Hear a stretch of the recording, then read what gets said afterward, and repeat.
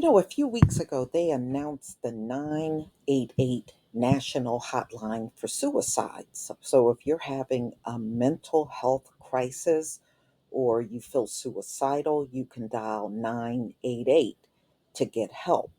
Well, there are warnings all over social media telling people do not call 988. It is very unfriendly. And a lot of people are objecting to the fact that when you make this call, the police come out. And we know the police are horrible at handling a mental health crisis. I have done numerous videos on people that called for help and ended up dead. And that is another major objection people are having about calling this particular national hotline. So I'm going to go ahead and play this audio from NPR. Suicide Hotline launched its new 988 number last month. Reactions were split. Some providers, researchers, and advocates were thrilled to finally have an easy to remember alternative to 911. But there are a lot of posts out there on social media warning people not to call the hotline. Here to explain is Kaiser Health News reporter Aneri Patani. Thanks for being here, Aneri. Thanks for having me. Who are the people warning not to call 988 and why?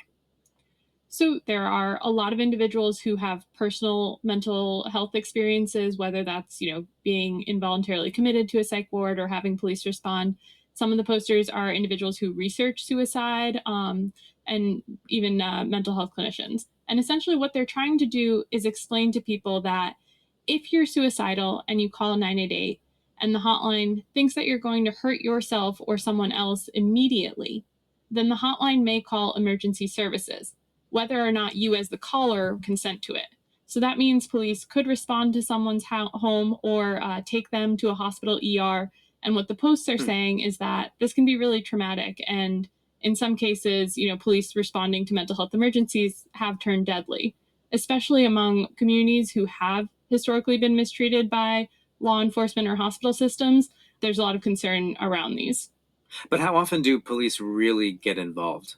It's not that often, according to the hotline. They say police or other emergency services respond in only about 2% of calls. The idea with 988 is to avoid that happening in the first place. So counselors who answer the calls are trained to try to work with them to make the person safer. And so that could mean things like referring them to a nearby therapist or helping them talk to a friend or family member about what's going on. This is exactly the same way that the National Suicide Lifeline has operated for years. It's just now that the 988 number is out there, it has a higher profile and more funding, more people are using it, and so there's more conversation about these issues. So what do critics of the hotline want to see happen in those 2% of cases? Yeah, so though the 2% is small, right, the critics are saying that these traumatic instances can have really serious effects. Whether that is, a deadly police shooting or involuntary medical treatment that people can feel is traumatizing. So instead, they want a system where people in crisis have more options. Maybe instead of police, someone sends a peer supporter to their home, and that person can talk to the individual to find out what are the underlying issues that are pushing that person towards suicide. So that might involve getting them access to mental health care, but it might also involve how do we find money to pay rent this month? Or do we get groceries for you and cook some meals? Do we need someone to watch your kids for a few hours so you can have a break? And the thing is, 988 officials actually say they want this kind of response system too, this holistic approach.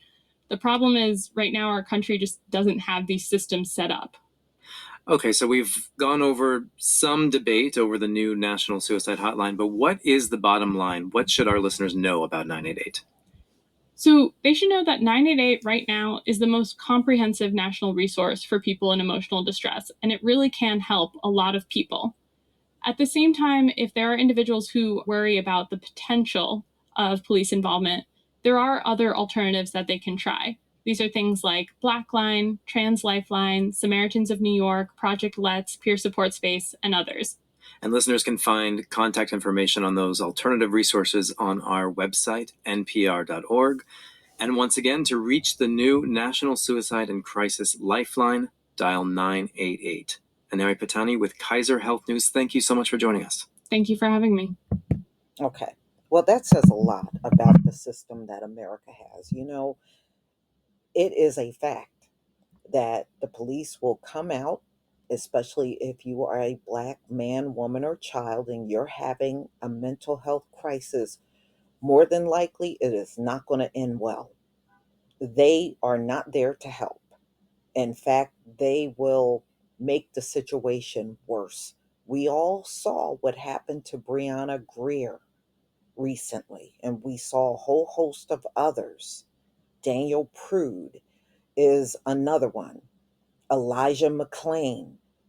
All of these folks had mental health issues. Now, Elijah McClain is a little different. He was just walking home from the store and he ends up dead. But he did have mental health issues. But we also saw what happened to Breonna Greer, the most recent one, where she allegedly, they want you to believe she jumped out of a car while she was being transported to jail, which she didn't need to go to jail. She needed mental health help at a medical facility. And see, when these mental health crises are going on, the cops don't want to hear it. And that's been the case in all of these incidents. When they're dealing with us, they don't want to hear it. You're a problem, you need to go to jail. When the person don't need to go to jail, they need medical attention. And you can't seem to get that across to people that already have a preconception about who and what you are. They're not going to listen to anything. And that's been an ongoing problem that America has yet to resolve. But y'all, please tell me what you think about these posts going up all over social media for people not to call 988 because more than likely you're going to be dealing with the cops instead of getting the help you need. Please leave your comment and subscribe. Don't forget to hit on the notification bell, and I'll see you on the next video. Peace, family.